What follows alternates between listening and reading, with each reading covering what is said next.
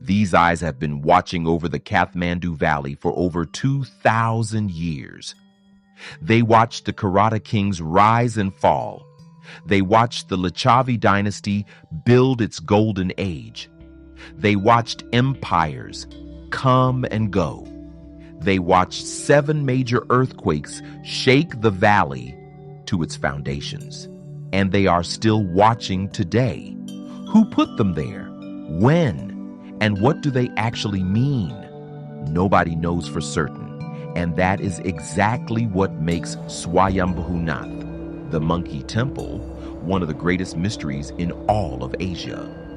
Did you know that Swayambhunath is older than Buddhism itself? The site is considered sacred in the ancient Karata religious tradition, which predates the Buddha by centuries. When the Buddha was born in Lumbini, Nepal, Swayambhunath was already an ancient holy site. The Buddha himself is said to have visited it, making Swayambhunath sacred to the religion that was founded by a man who came to a place that was already considered sacred before he was born. The origin of Swayambhunath begins not with history, but with mythology. And in this case, the mythology may be older than almost any other sacred story on earth. According to the ancient texts, the Kathmandu Valley was once a vast lake, and from the depths of that primordial lake, a single lotus flower grew, blazing with a divine light so brilliant it could be seen from across the Himalayas. Gods, sages, and holy men came from across Asia to witness it. One of them, the great Bodhisattva Manjushri, raised his sword and struck the valley wall. The water drained, and where the lotus had rested, this hill remained. That is the sacred story. But what does archaeology say? The truth is, nobody agrees. Some historians date the first structures at Swayambhunath to the 5th century BC, making it over 2,500 years old. Others believe it is even older. The earliest written reference to the site appears in ancient texts from the 5th century AD, but describes it as already ancient at that time. In other words, Swayambhunath was considered ancient 1,500 years ago. Its true origins are lost even to history itself. What we know is this: the stupa was already a major pilgrimage site when the first Lichavi kings arrived in the valley. It was old when Nepal's golden age began. It was old when the Buddha was still alive. Did you know that the word Swayambhu means self-created or self-existent in Sanskrit? The name itself encodes the mystery.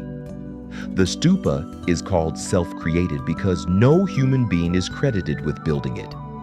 According to tradition, it simply appeared, manifesting from the divine light of the lotus flower.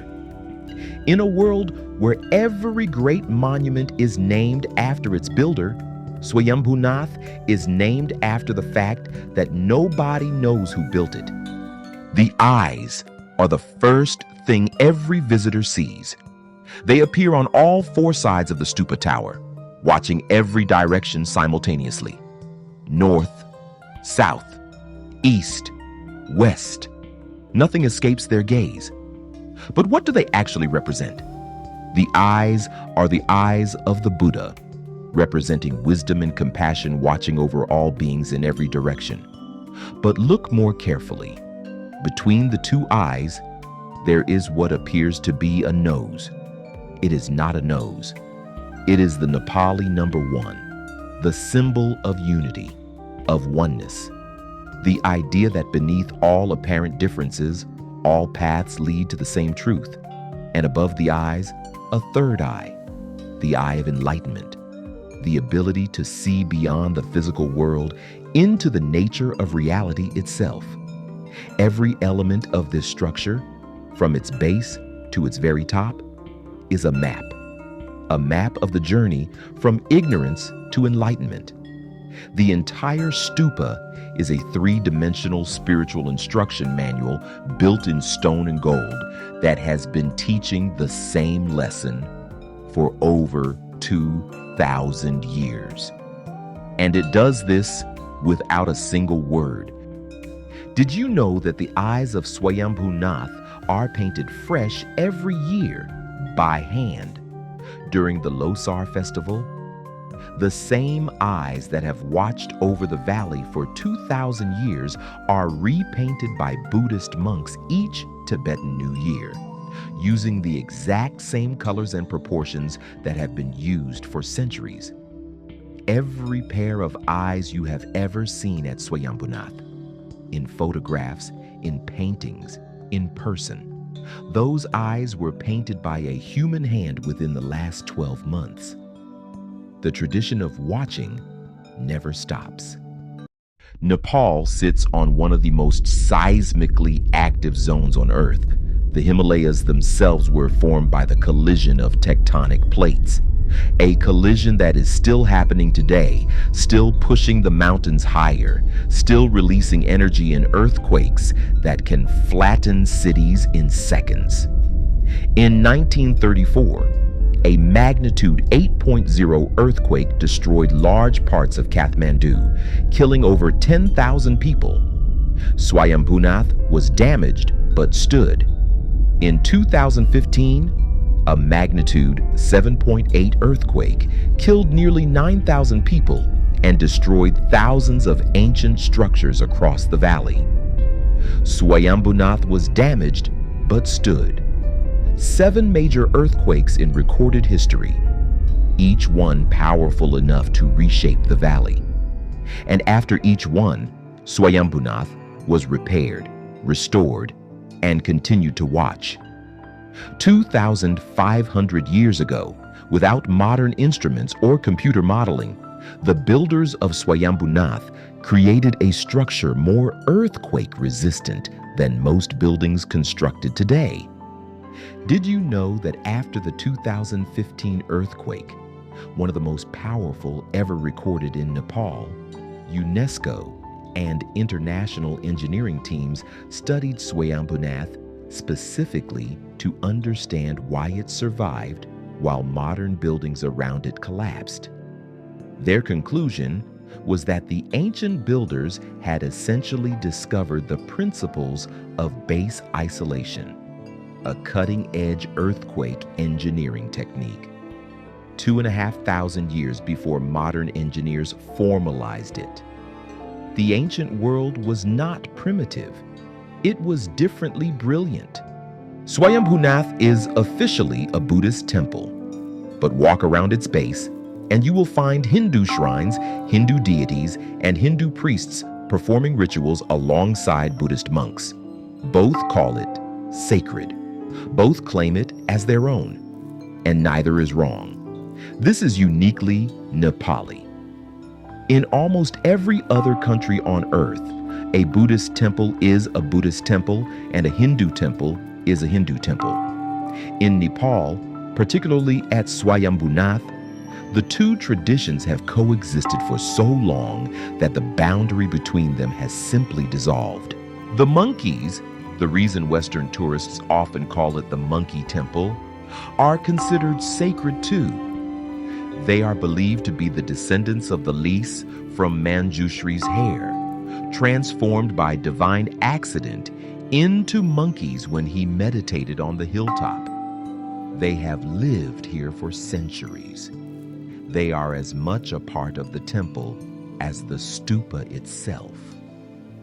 Every day, in the early morning before the tourists arrive, the temple belongs entirely to its devotees. Pilgrims who have walked for days from the mountains, old women with butter lamps, young monks spinning prayer wheels, the air thick with incense and the sound of bells. This is not a monument from the past. This is a living sacred site, as alive today as it was 2,500 years ago. Did you know that Swayambhunath receives over 1 million visitors every year from over 100 countries? making it one of the most visited sacred sites in all of Asia. Yet despite this, every morning before 6 a.m., the temple belongs entirely to local devotees. Pilgrims, monks, and ordinary Nepali families who climb the 365 steps, one for each day of the year, in darkness before the world arrives. The steps were not built to be decorative. Each one was designed to be a single day of preparation for the sacred encounter at the top. Every morning, without exception, the sun rises over the Himalayas and falls on those eyes. It has done this for over 2,000 years. Through every earthquake, every invasion, every empire that rose and fell in this valley, those eyes have opened to the dawn. We do not know who first placed them there. We do not know what civilization was sophisticated enough to build this structure before recorded history began. We may never know, but here is what we do know. Whoever they were, they built something that outlasted everything.